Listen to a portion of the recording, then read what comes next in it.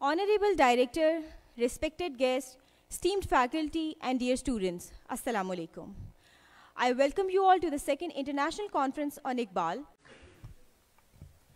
Ladies and gentlemen, now I would like to invite our first speaker, Professor Dr. Rafiq Khan. He is a professor of environmental studies at Lahore School of Economics. السلام علیکم. میں مشکور ہوں بیرا university کی administration کا، علامہ Iqbal academy کا، کہ انہوں نے مجھے آج یہ آنر دی کہ میں آج آپ کے سامنے اس گلیکسی آف انٹلیکچوئلس کے سامنے میں کھڑا ہوں. سب سے پہلی بات، ریسنٹلی میرا ایک پروگرام پیغام ٹی وی نے ریکارڈ کیا تھا اور اس کے بعد اس کو ٹیلی کاسٹ بھی کیا گیا. تو اس میں جو پہلا سوال مجھے کیا گیا تھا وہ یہ تھا کہ علامہ اقبال ایک دانشور ہیں، علامہ اقبال ایک معلم ہیں، تو کیا ہم انہیں ایک سائنسدان بھی گردان سکتے ہیں؟ میرا جواب ہاں میں تھا، اور اس کی آگے السٹریشن مجھے جو دینی تھی وجوہات وہ یہ تھی سب سے ٹاپ پہ کہ ہر فلسفی، ہر فلاسفر جو ہے وہ سائنسدان ہوتا ہے. کیوں؟ اس کے لیے we will have to go to the first principles. What is science? Science کیا ہے؟ یہ ایک سسٹمیٹک نالج ہے. اور سسٹمیٹک نالج کس طرح سے ہوتا ہے کہ سائنٹسٹ جو ہے وہ، فلاسفر جو ہے وہ اپنے انوائرمنٹ میں جہاں بھی بیٹھا ہو اپنی سراؤنڈنگس کے بارے میں سوچتا ہے، کائنات کے بارے میں سوچتا ہے، اور اس کے بعد جو کچھ وہ عکس کرتا ہے ان کو وہ ایک چین کی صورت میں جو ہے وہ آپس میں جوڑتا ہے اور الٹیمیٹلی ڈاکومنٹ کرتا ہے ان کو. تو یہ جو ہے یہ ہر جو فلاسفر ہے وہ کیوں سائنسدان ہے؟ اس وجہ سے کہ وہ بھی اسی طرح سے سوچتا ہے، پہلے پلان کرتا ہے، انوائرمنٹ سے امپیکٹ ہوتا ہے. مثلا بیسک سائنٹسٹ جو ہے اس کا کیا کام ہے؟ بیسک سائنٹسٹ جو ہے وہ یہ کرے گا، اس کے 3 مراحل ہوتے ہیں بیسیکلی. سب سے پہلا اس کا مرحلہ ہوتا ہے مشاہدہ، دوسرا اس کا ہوتا ہے تجربہ، تیسرا اس کا ہوتا ہے آگے نتیجہ کیا نکالتا ہے وہ. ٹھیک ہے؟ تو اس طرح سے یہ 3 مراحل میں سے جو بیسک سائنٹسٹ ہے اس کے لیے کچھ پابندیاں بھی ہوتی ہیں. مثلا ایک شخص جو ہے وہ کسی پرابلم پہ کام کر رہا ہے لیبارٹری میں، تو لیبارٹری میں کام کرتے ہوئے کچھ وہ محدود ہو جاتا ہے، جو اس کا ایکسپیریمنٹ ہوتا ہے، خواہ ایون بے شک ڈیولپمنٹ یا پھر راکٹ کیوں نہ ہو، ایٹم بم کی کیوں نہ ہو، بیسیکلی پھر بھی وہ محدود ہے. کیوں محدود ہے؟ کیونکہ اس کے دائرے کے اندر اس کی سوچ جو ہے اس سے باہر کم جائے گی. لیکن دوسرا جو ہے اس کے مقابلے میں جو فلاسفر ہے اس کی لیبارٹری اس کا مائنڈ ہوتا ہے. وہ مائنڈ جو ہے اس کے کوئی اس کی لمٹ نہیں ہے. خیال جو ہے، سوچ جو ہے وہ اٹھتی ہے تو جو ہو سکتا ہے نوسفیئر کو پار کر کے بھی اس سے بھی آگے نکل جائے، جیسے علامہ اقبال نے جاوید نامہ میں اپنے آپ کو پریزنٹ کیا ہے. تو وہ بات جو ہے وہ اس کی سوچ جو ہے بلکہ زیادہ ایلیبوریٹڈ ہوتی ہے. تو علامہ اقبال ایک سائنٹسٹ تھے. So we resolve and we start further. کیسے؟ انہوں نے سائنس اور ٹیکنالوجی میں کس طرح سے کنٹریبیوٹ کیا. مثلا معلم کی حیثیت ان کی لے لیں. ہر چیز کی ایک ٹیکنالوجی ہوتی ہے. ہم اگر بات کرتے ہیں آپس میں، اس وقت کانفرنس کر رہے ہیں، تو اس کو آرگنائز کر کے چین میں لا کر ڈاکومنٹ کر کے، یہ بھی ایک ٹیکنالوجی ہے. تو علامہ اقبال نے اس ٹیکنالوجی کو، جو کہ ایجوکیشن کی ٹیکنالوجی ہے، جو ایک معلم کی حیثیت ہے، کس طرح سے انہوں نے اپنایا اسے. کیسے؟ انہوں نے ساری ملت کو، اس کے بعد ساری انسانیت کو انہوں نے ان کی تدریس شروع کی. تدریس کیسے شروع کی؟ دیکھیں ایک لاجیکل آرڈر میں ہے. سب سے پہلے چھوٹی چھوٹی نظمیں لکھی، بچے کی دعا لکھی، پہاڑ اور گلہری جیسی نظمیں لکھی، اور بہت ساری انسٹرکٹیں. بلبل وہ ایک جو ہے اس کا پروانہ اور بلبل جو ہے اس کا ایک قصہ ہے، اس پر اس قسم کی نظمیں لکھی تاکہ بچوں کو ٹریننگ دی جائے. یہ پہلا سٹیپ ہو گیا. اگلی سٹیپ کیا تھا؟ اگلا اس کا نیکسٹ سٹیپ پہ انہوں نے یہ کیا کہ اب نوجوانوں پہ آ گئے. نوجوانوں کے اوپر انہوں نے جو محنت کی، انہوں نے کانسیپٹ ڈیولپ کیا. کون سا ڈیولپ کیا؟ وہ تھا شاہین کا کانسیپٹ، وہ تھا شیر کا کانسیپٹ کہ وہ ہے تیرا جوہر نوری پاک ہے تو، فروغ دیدہ افلاق ہے تو، تیرے سیاد زبوں فرشتہ و حور کہ شاہین شہیل اولاق ہے تو یہ بات انہوں نے کی. شعروں کے بارے میں انہوں نے کہا کہ آئین جواں مرداں حق گو یہ بے باقی اللہ کے شعروں کو آتی نہیں روباہی. تو اس طرح سے انہوں نے ان کی ٹریننگ کی. پھر ان کو یہ کہا, ان کو باور کروایا کہ کبھی یہ نوجوان مسلم تدبر بھی کیا تو نے, وہ کیا گردوں تھا تو جس کا ایک ٹوٹا ہوا تارا تجھے اس قوم نے پالا ہے, آگوش محبت میں کچل ڈالا تھا جس نے پاؤں میں تاج سر دارا. اور اس کے بعد ان کے آباء و اجداد کی تعریف کرتے ہیں.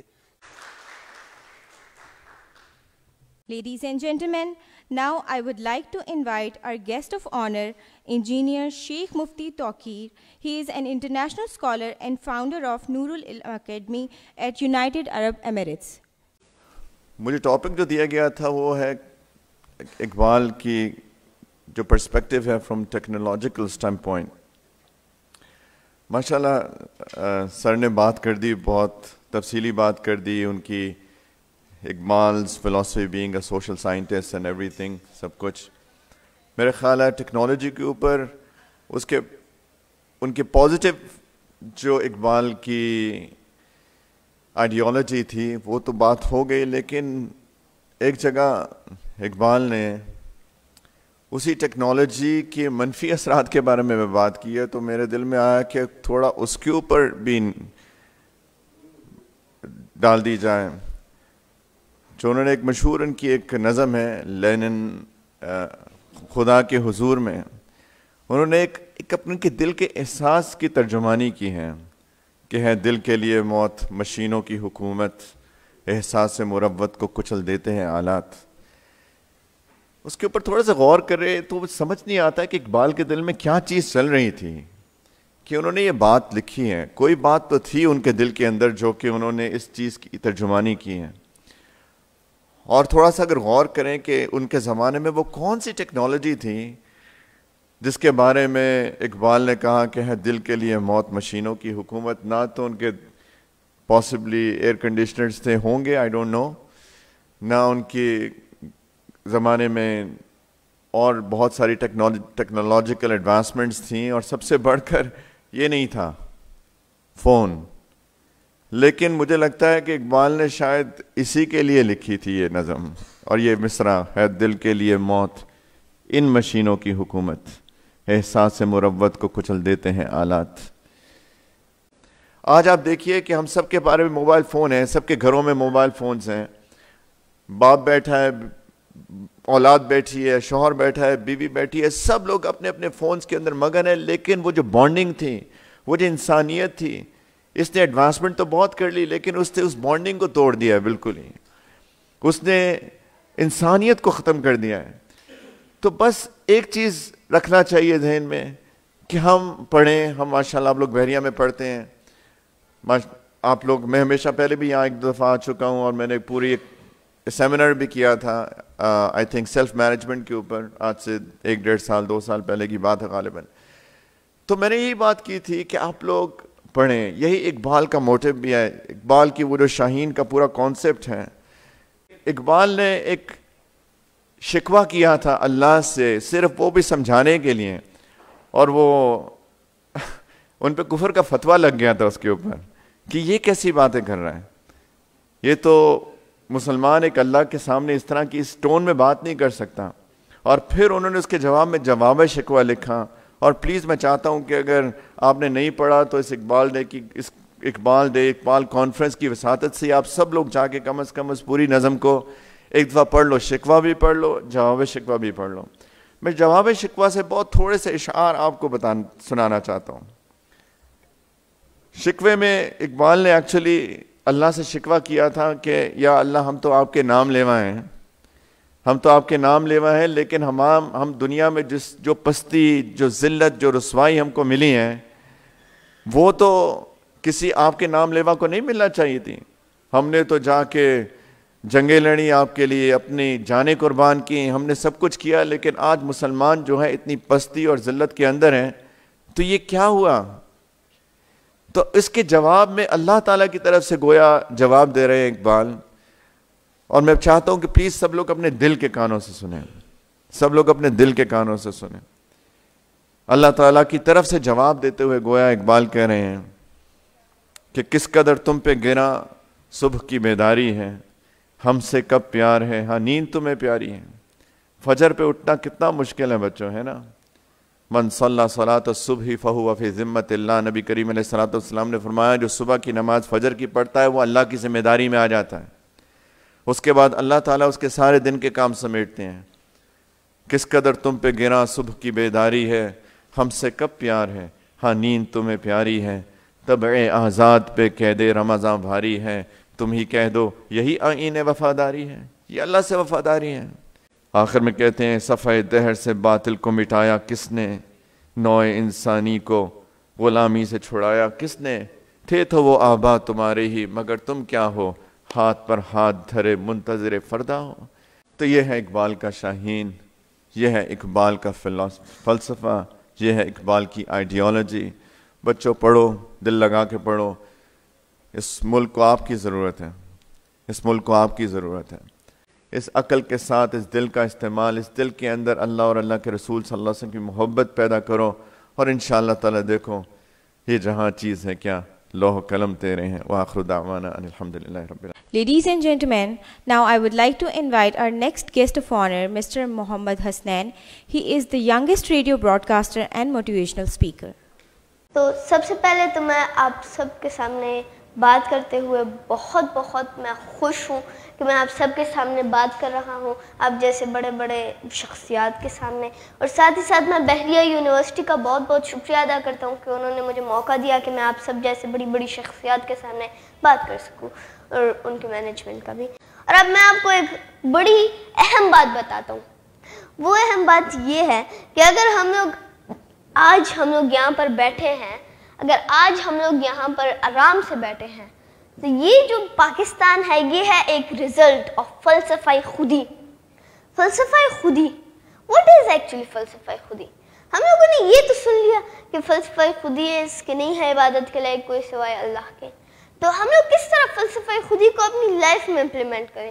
ہم سب تو یہی مانتے ہیں کہ اللہ تعالیٰ واحد، ایسے ہمارے پورے ڈفرینٹ ادر مذہب ہیں، ان کے اندر ڈفرینٹ گاڈس ہیں جس طرح ڈفرینٹ مذہبوں میں، پر ہمارے یہاں ایک اللہ تعالیٰ، وی بلیو ان ہم، اور یہی ہمارا بلیو ہے۔ ہم تو بلیو کرتے ہیں، فلسفہ خودی پہ ہم لوگ کرتے ہیں، تو پھر کیوں اقبال نے ہمیشہ سے کوشش کی ہے کہ وہ ہمیں یہ فلسفہ خودی ہمارے برینز میں ڈالے، اور وہ ہمارے اندر پھر سے وہ فلسفہ خودی کی وہ سوچ ہمارے اندر لائے اور ہمارے بچے کے اندر لائے۔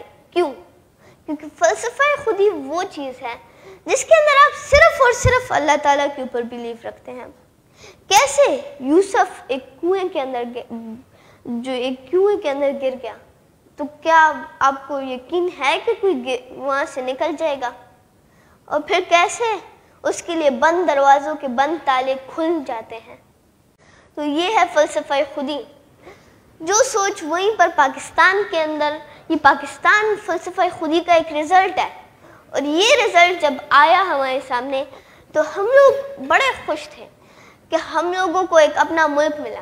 اور اس وقت میں علامہ اقبال کی کوشش تھی کہ وہ ہمیں اس ملک کے ساتھ ساتھ جگانے کے لیے ان کی شعر و شاعری، آج تک ہم لوگ دیکھیں تو ان کی جو کتابیں ہیں وہ ہمارے لیے مشعل راہ ہیں۔ جس طرح وہ فرماتے ہیں کہ نہیں میرا طریق امیری نہیں فقیری ہے، خودی نہ بیچ غریبی میں نام پیدا کر۔ تو خودی نہ بیچ یہ چیز ہمارے مائنڈ کے اندر آئی ہے، اور انہوں نے وہیں پر پھر فرمایا کھول آنکھ زمین دیکھ، فلک دیکھ، فضا دیکھ، مشرق سے ابھرتے ہوئے سورج کو ذرا دیکھ۔ انہوں نے کہا کہ غور کرو، جو ساری چیزیں ہیں اس کے اوپر غور کرو، کیونکہ ہر جگہ پر جو بھی ہو رہا ہے وہ ایک سبق ہے آپ کے لیے، آپ اسے ڈھونڈو، آپ اسے دیکھو۔ اور یہی ہے فلسفہ خودی، اور یہی چیز ہمیں سمجھاتی ہے that why should we believe in Allah Almighty۔ آج کی جو میری یہ اسپیچ تھی تو میں نے کوشش کی کہ میں زیادہ سے زیادہ آپ کو فلسفہ خودی کے بارے میں سمجھا سکوں، ڈیٹیل کے اندر میں آپ کو سمجھاؤں that what is فلسفہ خودی۔ تو یہی ہے آج کی میری اسپیچ۔ تھینکس لاٹ، اور thank you so much and Allah حافظ۔ Ladies and gentlemen, let's move towards the panel discussion. For that, I would like to invite the moderator, Dr. Abdul Hafiz, on stage.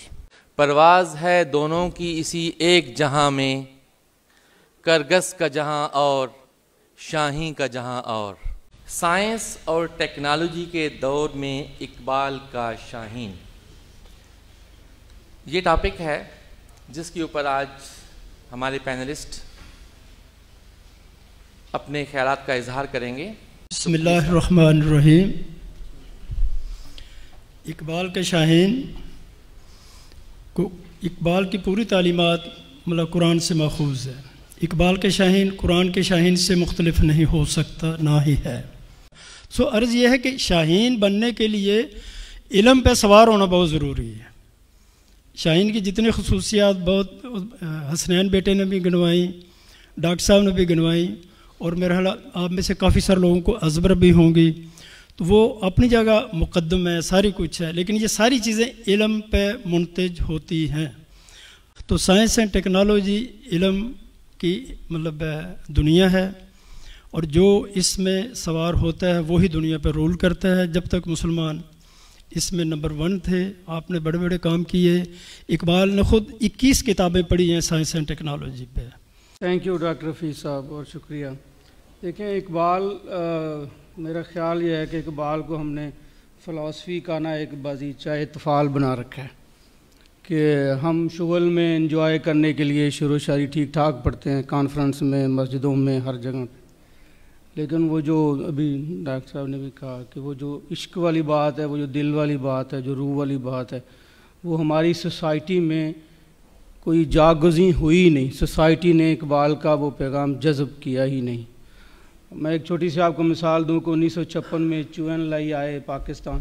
وہ ہماری جو pico factory ہے، جو اب بیکو ہوتی تھی، انہوں نے وہاں وزٹ کیا. تو انہوں نے وہاں سے بہت ساری ٹیکنالوجی کی مصنوعات خریدی بھی، اور وہاں پر ان سے یہ بھی ریکویسٹ کی کہ میں اپنے انجینئرز بھیجوں گا، تو آپ کی مہربانی ہے آپ ٹریننگ دیں ان کو. تو یہ 50 سال 60 سال کا جو ہمارا سفر ہے، اس میں اقبال اکیڈمی تو بنی اور بہت ساری پبلیکیشنز تو ہوئیں، سارا کچھ ہوا. لیکن اب آپ کو پتہ ہے کہ پاکستان کا جو انوویشن انڈیکس ہے، اس کو اگر آپ دیکھیں تو ہم باٹم کی 10 کنٹریز میں آتے ہیں. پاپولیشن میں ہم دنیا کے 6 ملک ہیں، اور انوویشن انڈیکس میں ہم کہاں ہیں؟ دنیا کے نیچے والے 10 ملکوں میں. تو اقبال کا تعلق عملی زندگی کے ساتھ، اقبال کا تعلق قوموں کی ارتقاء کے ساتھ، اقبال کا تعلق قوموں کی پاور اس کے ساتھ یہ بنا نہیں. فلسفی سے بات آگے بڑھی نہیں. تو جو تجرباتی اپروچ ہے، ایکسپیریمنٹل اپروچ ہے، وہ ہمارے نوجوانوں میں نہیں آئی. یہ ہم ان کو درس نہیں دیتے. اور میرا خیال یہ ہے کہ اب جب آپ اگلی سال کانفرنس کریں تو میری ریکویسٹ یہ ہوگی کہ اقبال کا تعلق انسان کی عملی زندگی کے ساتھ، ہماری ترقی کے ساتھ، ہمارے ملک کے ساتھ، اور سوسائٹی میں اقبال کی عملیت جو ہے اس کے حوالے سے ان موضوعات کو آپ موضوع بنائیں، تاکہ ہم فلسفے سے آگے بڑھ کے انسانی عمل کے اندر بھی تھوڑا داخل ہوں، تھوڑا عشق میں بھی دخل دیں. Thank you. Thank you. سب سے پہلے تو میں ایک بات سمجھاؤں گا، اقبال ہے ہماری پوری سوسائٹی اور ہمارے اسکولز، کالج، یونیورسٹی میں اقبال ہے. آئی ڈونٹ سے کہ وہ نہیں ہے but there is a fault in it. Iqbal کو ہم لوگ دیکھ رہے ہیں، سمجھ نہیں رہے. سمجھنے کی یہ پرابلم ہے. یہ بات کر رہے ہیں تو آج اگر سر اس مقام پر ہیں، یا آج اگر ان سب لوگوں میں سے کوئی اس مقام پر ہے، تو وہ ہے غور کرنے کی وجہ سے. اور ہر ایک آدمی کا خود سے غور کوئی نہیں کرتا. زیادہ تر آج کل کے وقت کے اندر ہم لوگ صرف اور صرف اقبال کے پوئٹریز، وہ صحیح چیزیں پڑھتے ہیں، سمجھتا کوئی نہیں ہے. کیونکہ جب ہم سمجھنے کی کوشش کریں گے تو ہم لوگ کچھ ایکسٹرا آرڈینری چیز ایکسپلور کر پائیں گے. اور جب ہم لوگ وہ ایکسپلور کریں گے تو ہم لوگ اس شاہین کے اس مقام تک پہنچ پائیں گے جس مقام کے لیے اقبال نے ہمیں چوز کیا تھا، اور جس مقام کے لیے اقبال نے ہمیں شاہین کا یہ لقب دیا تھا. وہیں پر دوسری طرف اسکول، کالج، یونیورسٹیز میں یہ سکھایا جا رہا ہے دیٹ ہو از اقبال، کون اقبال ہے، اقبال کی ہسٹری، اقبال کو ٹریبیوٹ دیا جا رہا ہے. تو میرے خیال سے جو سب سے بڑا ٹریبیوٹ ہے اقبال کو، مجھے لگتا ہے کہ اس کی سوچ کو آگے بڑھانا. جی جزاک اللہ خیر. تھوڑی بہت بات تو میں نے اپنی اس 10-15 منٹ کی بات میں بھی کی تھی کہ ایک بہت امپورٹنٹ کانسیپٹ، وہی میں اس کو تھوڑا سا ریپیٹ کر رہا ہوں، ایک بہت بڑا کانسیپٹ یہ ہے کہ عقل اور دل دونوں کی ساتھ ساتھ چلانا. کبھی عقل غالب آ جاتی ہے، کبھی کبھی دل بھی غالب آنا چاہیے. وہ کسی نے کہا تھا نا کہ اچھا ہے دل کے پاس رہے پاسبان عقل، لیکن کبھی کبھی اسے تنہا بھی چھوڑ دے. تو ٹیکنالوجی انسان کی فلاح و بہبود کے لیے، اور اسی کے لیے دل بہت ضروری ہے کہ احساس ہو، احساس مروت ہو. اگر یہ چیز احساس مروت ہو تو پھر میڈیکل سائنس آگے بڑھے گی انسان کی فلاح کے لیے، نہ کہ پیسے بنانے کے لیے.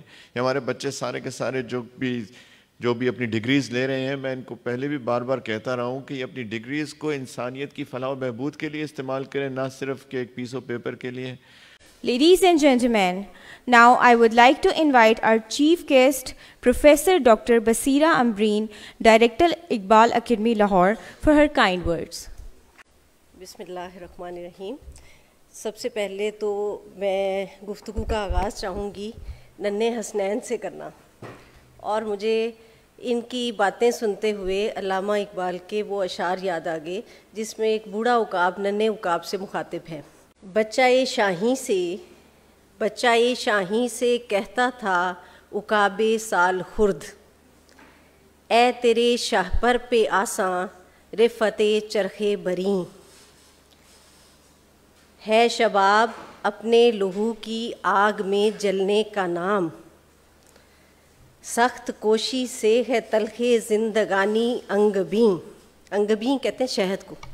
سخت کوشی سے ہے تلخ زندگانی انگبیں، جو کبوتر پر جھپٹنے میں مزہ ہے اے پسر، وہ مزہ شاید کبوتر کے لہو میں بھی نہیں. تو یہ شعر مجھے یاد آ گئے. اور اس میں جو کبوتر پر جھپٹنا عام طور پر کلام اقبال کے حوالے سے فسطائیت یا فاشزم کے ساتھ جوڑ دیا جاتا ہے، حالانکہ ایسا نہیں ہے. زندگی میں حصہ ڈالنا یہ اقبال کا جو خاص اسلوب ہے، وہ سمبولک انداز سے بات کرتا ہے. تو کبوتر پر جھپٹنے کا مقصد دہشت گردی یا مار دھاڑ نہیں ہے، وہ یہ ہے کہ اپنا ہدف، اپنا مقصد خود حاصل کرنا، اس کے لیے ایفرٹس کرنا، آگے بڑھ کر زندگی میں حصہ ڈالنا. اور اس کانفرنس کا جو بحریہ یونیورسٹی سے منعقد ہو رہی ہے، اس کا مقصد بھی یہی ہے میرے خیال میں. اور جو موضوع انہوں نے انتخاب کیا وہ لائق داد ہے.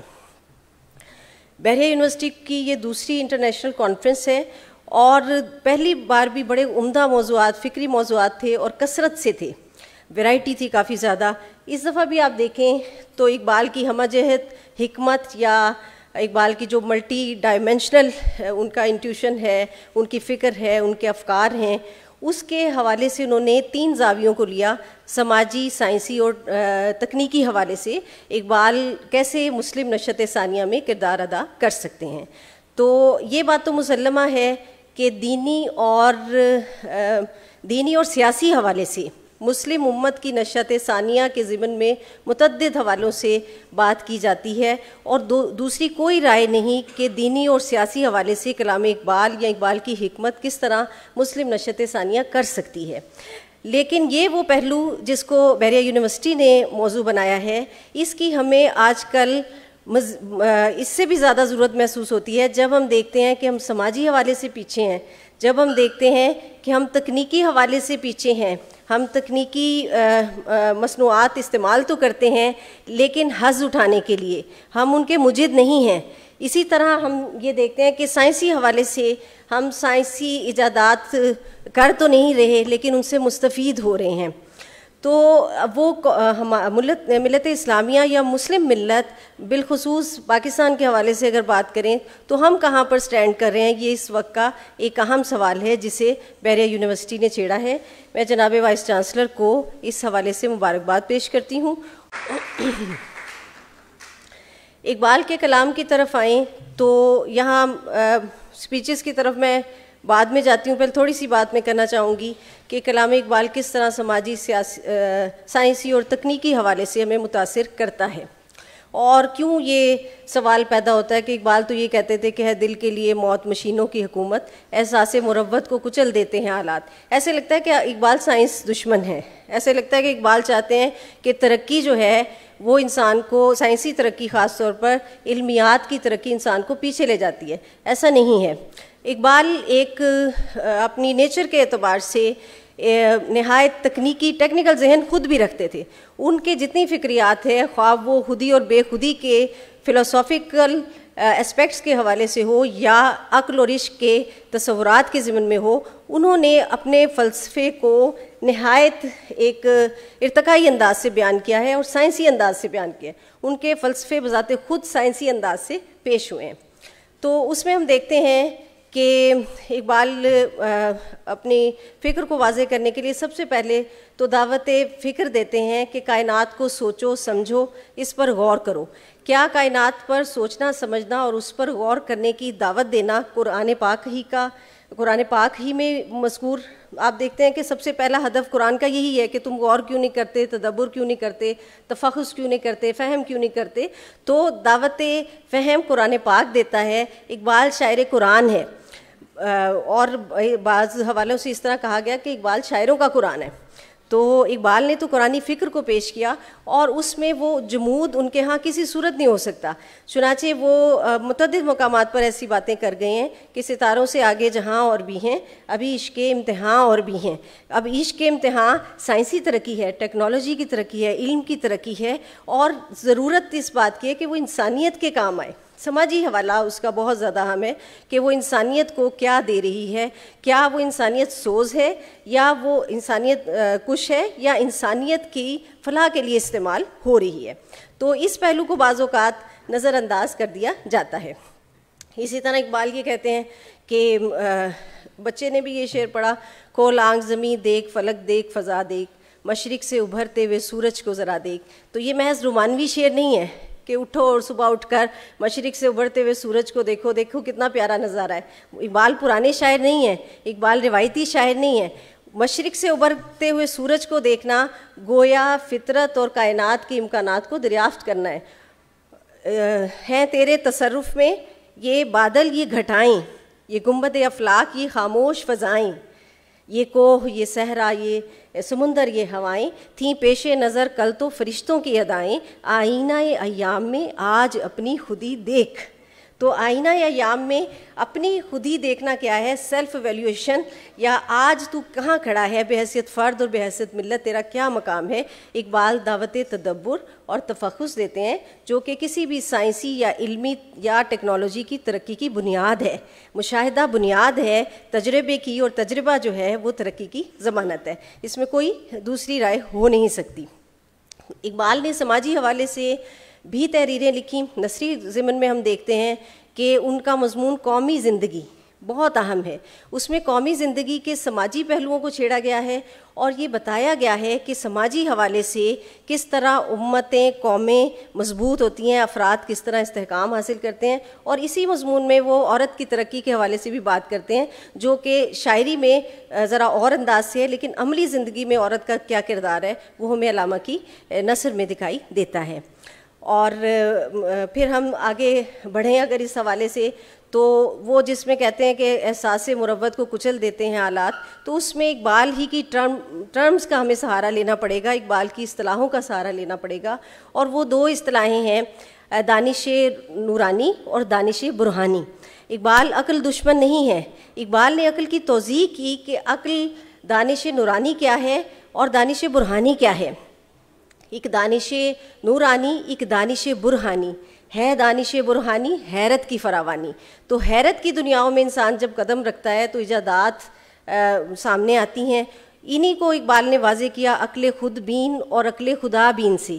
ایک عقل جو ہے وہ خود بین ہے، وہ شیطان اس کا نمائندہ ہے، ابلیس، عقل خود بین کا، انانیت کا، کذب کا، انائے کاذب بھی آپ اس کو کہہ سکتے ہیں۔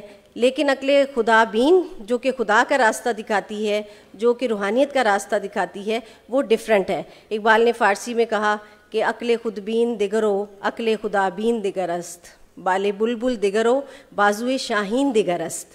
کہ بلبل کے بازو پر کو کہتے ہیں فارسی میں، بلبل کے پر اور طرح کے ہوتے ہیں، شاہین کے پر اور طرح کے ہوتے ہیں۔ یہی فرق ہے عقل خودبین اور عقل خدابین یا دانش نورانی اور دانش برہانی میں. دانش نورانی اور عقل خدابین وہ عقل ہے جس کی طرف قرآن پاک میں اشارات آئے ہیں کہ کائنات پر غور کرو, اپنی صلاحیتوں کو پہچانو اور اشرف المخلوقات ہونے کا حق ادا کرو. تو اقبال کا پیغام سماجی حوالے سے, سائنسی حوالے سے, تکنیکی حوالے سے کیا ہے, اس پر غور کی ضرورت ہے, اس کی تفہیم کی ضرورت ہے. اقبال کے ذاتی کتب خانے میں متعدد کتابیں سائنس پر مبنی تھیں. اسی طرح انہوں نے بعض ایک مقام پر کہا کہ سائنسی کتب کا کثرت سے اردو میں ترجمہ ہونا چاہیے.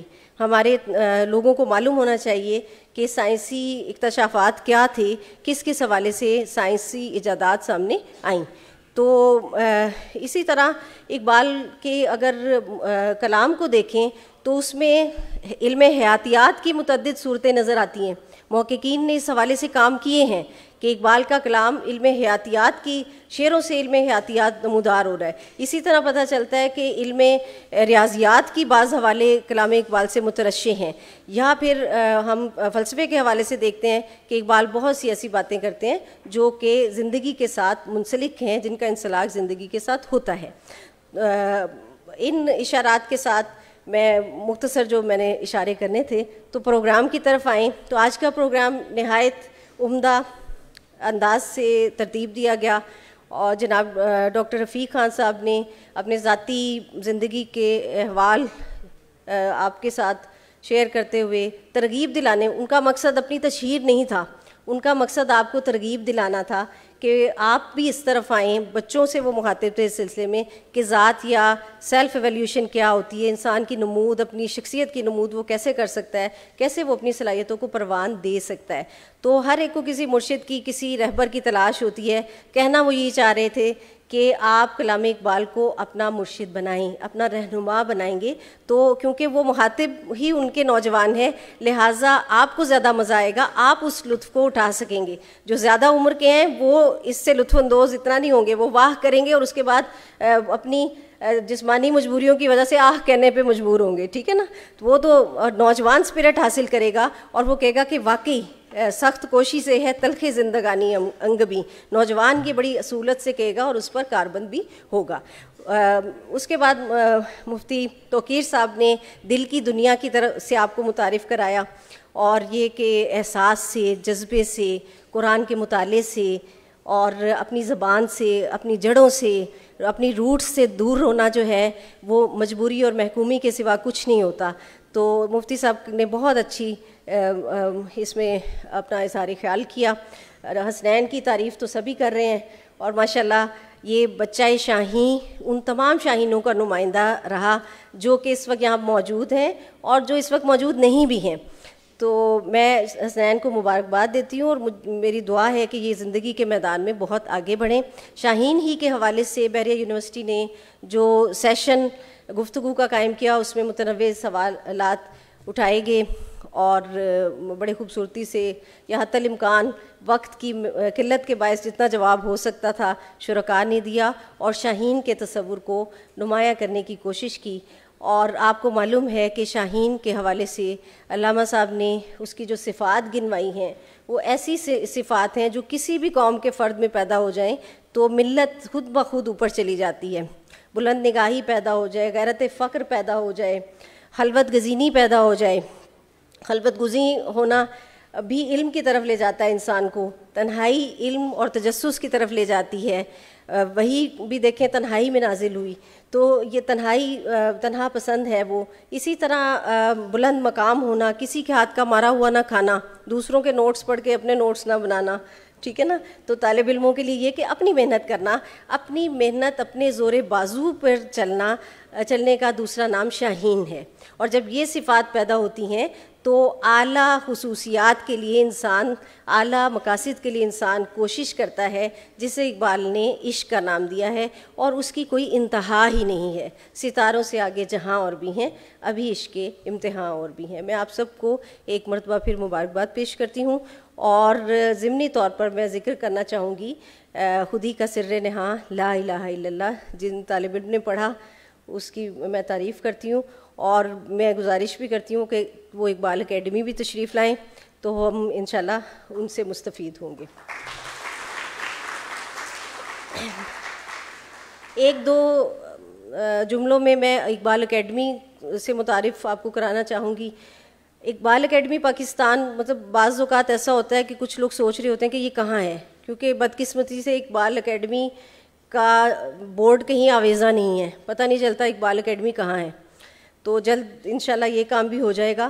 تو لیکن اقبال اکیڈمی کیا ہے؟ اقبال اکیڈمی وفاق کا قومی سطح کا ایک ادارہ ہے, اور اس کا مقصد یہ ہے کہ علمی, ادبی, مجلسی اور نشریاتی حوالوں سے بالخصوص نوجوانوں کو ترغیب دلانا کہ وہ کیا کیا کر سکتے ہیں. اور اقبالیات کے میدان میں آپ کو معلوم ہے کہ خودی کا مطلب یہ نہیں ہے کہ صرف کتابیں ہی لکھنی ہیں. اقبال شناسی یہ نہیں ہے کہ صرف کتابیں ہی لکھنی ہیں. انسان کی سیلف میں بہت سے اسپیکٹس ہیں. چنانچہ اقبال اکیڈمی پاکستان ایسے تمام نوجوانوں کی حوصلہ افزائی کرتی ہے جو کسی بھی حوالے سے کوئی فن رکھتے ہیں. وہ بولنے میں اچھے ہیں, وہ لکھنے میں اچھے ہیں, وہ ترنم میں اچھے ہیں, وہ تلفظ میں اچھے ہیں, وہ مصوری میں اچھے ہیں, مجسمہ سازی میں اچھے ہیں, فوٹوگرافی میں اچھے ہیں, وہ کسی بھی فن میں نمایاں ہیں. اقبال شناسی کے دائرے میں آ جاتے ہیں. تو ان کو ترغیب دلانے کے لیے اور ان کی تشویق کے لیے, ان کی حوصلہ فرمائی کے لیے, حوصلہ افزائی کے لیے علماء کرام سے اقبال اکیڈمی رابطے میں رہتی ہے, تاکہ ان کی منور فکریات سے ننھے طلباء, نوجوان طلباء مستنیر ہوں, وہ فیضیاب ہوں. اقبال اکیڈمی پاکستان ایک کتب خانے کا وسیع ذخیرہ رکھتی ہے کتابوں کا, اور آپ چاہیں تو ایوان اقبال میں چھٹے فلور پر تشریف لا سکتے ہیں. کتابیں آپ کو دنیا بھر کی اقبال پر کتابیں وہاں پر موجود ملیں گی. نشریاتی حوالے سے آپ اس کی ویب سائٹ سے استفادہ کر سکتے ہیں, اور اگر آپ چاہیں تو اکیڈمی کی کتب کی خریداری بھی کر سکتے ہیں, اور ایک خاص حد تک پہنچ کر آپ کو ڈسکاؤنٹ بھی مل سکتا ہے. تو آج ہم نے اپنا سٹال بھی باہر بحریہ یونیورسٹی کے ایما پر اس کا اہتمام کیا ہے, آپ اس سے بھی لطف اندوز ہوں, میری خواہش ہے. تو باقی آپ سب کا بہت شکریہ. Thank you.